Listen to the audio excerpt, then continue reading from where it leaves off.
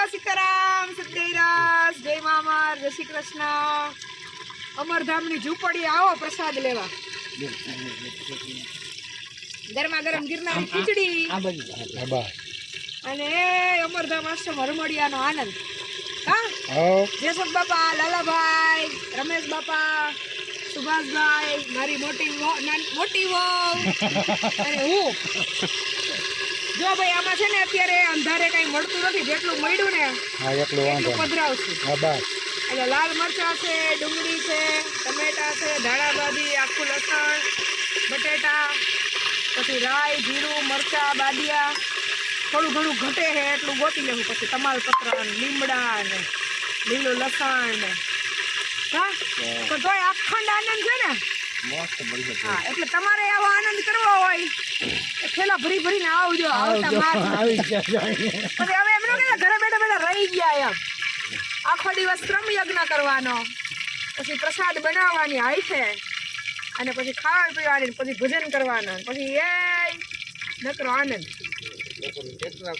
બપોર સુધી ટ્રેક્ટર રાખવાના ભજન કરતા કરતા પાળા ઠેકાડવાના હમણાં આ શ્રમ યજ્ઞ આખું વરસ હાલવાનો છે એટલે જેને જેને સમય અનુકૂળતા એમ થાય કે લાભ લેવો છે તો મોસ્ટ વેલકમ ચારે બાજુ જો ચૂલાઈ હો ને નોખા જેને ઈચ્છા પડે મંડવાની પ્રસાદ બનાવવા એવું નહીં કે અમને આ નહીં ફાવે ઓલું નહીં ફાવે ને અહીંયા તો અહીંયા આવી નકરો આનંદ જ કરવાનો છે જેમ અમે કરીએ એમ તમે કરો પછી બાપા ઘરે રહેવું ગમે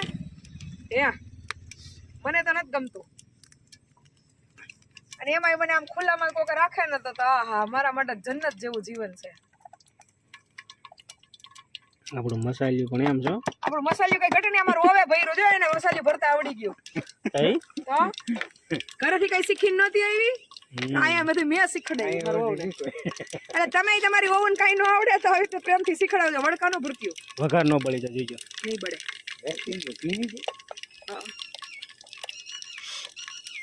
હાલો બેટા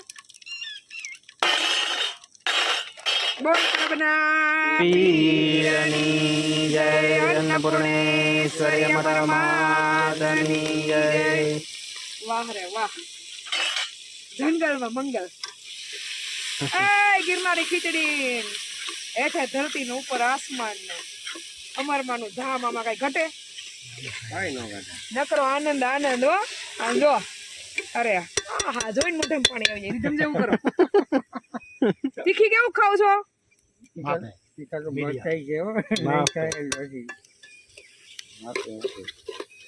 લાઈટ કરો પંખો કરો અમારે તો હાલ છે આ મારે તો ફૂલ હાલે અમારે તો હાલે નીચે કરો લાઈટ આમ જો કેમ કલર પકડો પણ વાહ રે વાહ લખાણ કરો વાવ ના લાલ લાલ શેડ આવી જાય એવું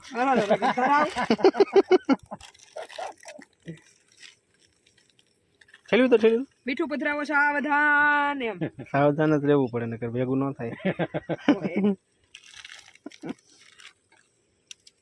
સમય આવવા દો હજી અહીંયા શાકભાજી ને બધું પ્રોપર ને એક વખત રૂટીનમાં આવવા દો પછી રોજ રસોડામાં આપણે જઈશું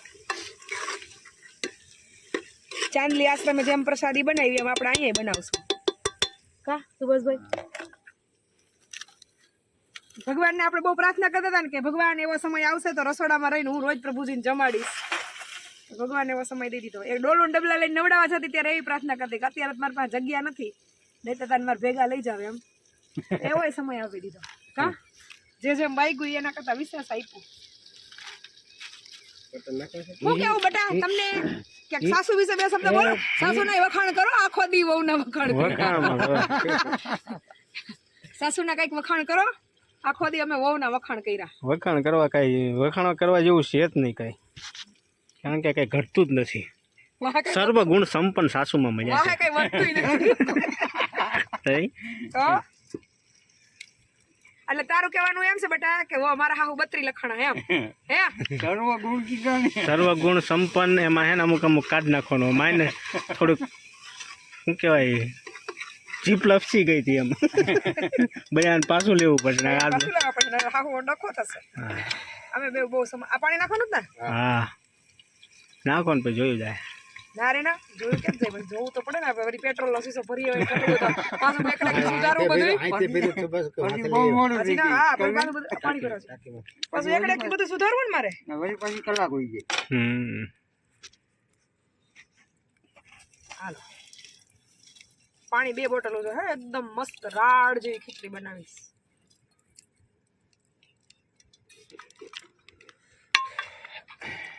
હું છે ને આવું ક્યારેક કરવાનું થાય ને તો હું લીલા મસાલા બધા લઈ આવીશ રાજકોટથી.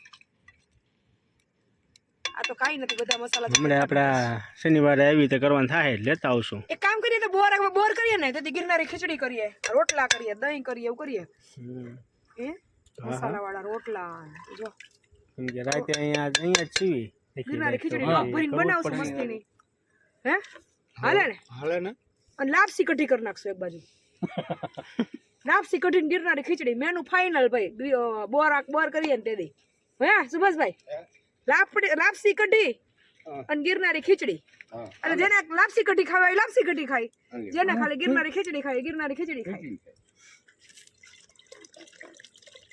હાલો ભાઈ જેને પ્રસાદી લેવાની ઈચ્છા થાય આવી જાઓ આજે આવી જાવ અને તમે આવશો તો તમે જમી લીધું. ટાકોડા ને હરમડિયા રોડ વચ્ચે છે આશ્રમ પહોંચી જાવ. પણ પૂછશે ત્યાં આયા સામણા ઉટકાઈ ગયા છે ભલે ને ઠામ ઉટકી જાય તો ઠામ ઉટકો આવે ખવાઈ જાય એ સેવા જ છે એ સેવા જ છે. એટલે કાંઈ વાંધો નહીં પણ આપણે શનિવારનું આમંત્રણ દઈ દઈએ ને શનિવારે બધા આવજો. ગરમા ગરમ કઢી ગરમા ગરમ ગિરનારી ખીચડી અને ગરમા ગરમ લાપસી બપોર સુધી ટ્રેક્ટર ભરવાના કરી આનંદ કરવાનો. આ બપોર સુધી ટ્રેક્ટર નહીં ભરવાના પાછા પેલા કેજો એટલે એ પણ ટ્રાફિક થાય ખોટો ટ્રાફિક ન વધે એમ. હા ટ્રાફિક ભલે વધે લીમરમાં ટ્રેક્ટર ગોઠવાય ને આપણે 2-3 રાખવાના ને એમ. ચાલો હવે મળશું 5 મિનિટ 10 મિનિટ 15 મિનિટ પછી ત્યાં અમારી ખીચડી થઈ જાય રેડી. હાલો બટા આ ઠેકાણે મૂકી આવો. હાલો હું ડોલ ભરતો જી સાસુમાં ચાલો ભાઈ ગિરનારી ખીચડી થઈ ગઈ છે તૈયાર. ગરમા ગરમ પાપડ ચૂલાનો ભઠ્ઠો અને કાંઈ ઘટે નહીં જીવનનો નકરો આનંદ જ છે. ઘટે કાંઈ આવું તો હોટલમાં જાવ તમે તોય તમને મજા ના આવે. ધ્યાન રાખજો બધું ગમે એટલું મળી જાય ને તોય ન મજા આવે. અને કેવી જાહો જલાલ્યું સુભાષભાઈ ને કોઈ પૂછે એમ નથી જયસુખ બાપા ને કોઈ પૂછે એમ નથી અને મને કોઈ પૂછે એમ નથી એટલે હાવ નકરો આનંદ જ કરીએ ક્યાં ગયા તા ને કઈ આવશો ને હું કામ ગયા તા. પાર્થભાઈ ને હાવ ભેગા છે એટલે એને હાવ કોઈ પૂછે એમ નથી બટા ક્યાં આટા મારે છે નકરી આનંદ જ છે ને.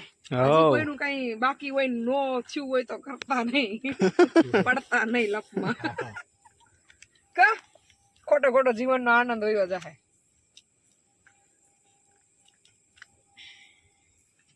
હાલો તો હવે હમણાં કુકર ખોલો ભાઈ સુભાષભાઈ પછી એ અમરધામ આંગણે ગિરનારી ખીચડી નો આનંદ લઈએ. મસ્ત આવ્યો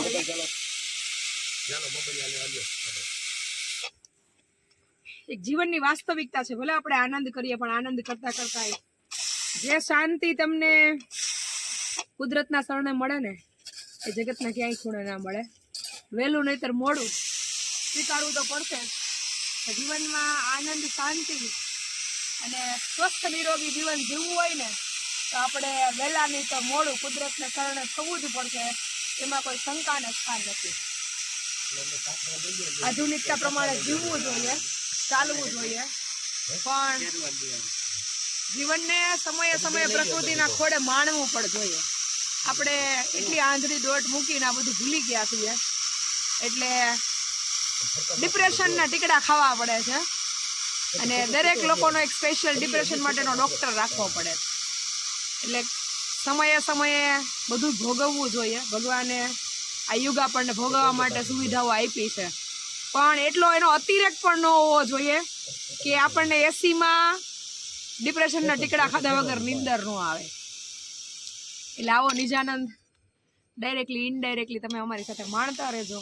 અને ક્યાંય એવું સારું લાગે કે આપણે આપણા જીવનમાં ઉતારવા જેવું છે આપણા બાળકોના ભવિષ્ય માટે આપણા ભવિષ્ય માટે. કારણ કે સ્વાસ્થ્ય સારું નહીં હોય તો તમારી પાસે ગમે એટલી સંપત્તિ હોય ગમે એવડું પદ હોય બધું નકામું છે.